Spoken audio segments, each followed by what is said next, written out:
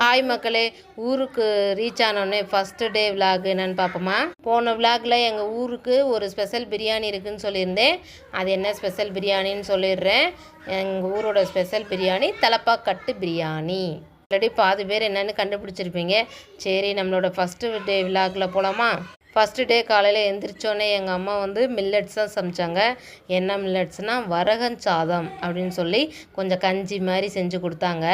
அதுக்கு வெஞ்சனமாக கத்திரிக்காய் தொக்கு வச்சு கொடுத்தாங்க பாருங்கள். அதை சாப்பிடணும் போல் இருந்ததுங்க. அதுக்கப்புறம் எங்கள் அக்கா நான் ஊருக்கு வந்தோடனே ரொம்ப குஷியாயிட்டாங்க. வாடி, நம்ம 2 பேரும் வெளியில் போய் ரொம்ப நாள் ஆச்சு, நம்மளும் வெளியில் போய் சுற்றி பார்த்துட்டு வரலாம், வா உனக்கு என்ன வேணுமோ வாங்கிக்கன்னு சொல்லி என்னையும் கடைக்கு கூட்டிகிட்டு போயிட்டாங்க.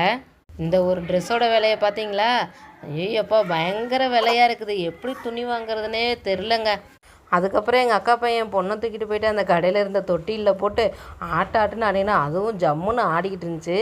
அங்கே பார்த்தா ஏகப்பட்ட பொம்மைங்க எல்லாம். என் பசங்க பூரா அங்கே போய் இந்த பொம்மையில் போய் நின்றுக்கிட்டாங்க. என் பசங்களும் எங்கள் அக்கா பசங்களும்.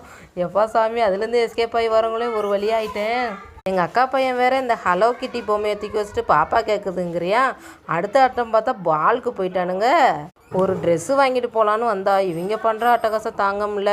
பைக் வாங்கி கொடுங்கம்மா, சைக்கிள் வாங்கி கொடுங்கம்மான்னு ஒரே டார்ச்சர் பண்ணுறானுங்க. அப்புறம் ஒரு 1000 ரூபாய்க்கு பில்லு போட்டு ட்ரெஸ்ஸு வாங்கலையும் இவங்க 10,000 ரூபா செலவு தொட்டுருவாங்க போல். அந்த அளவுக்கு என்னென்னமோ கேட்குறானுங்க.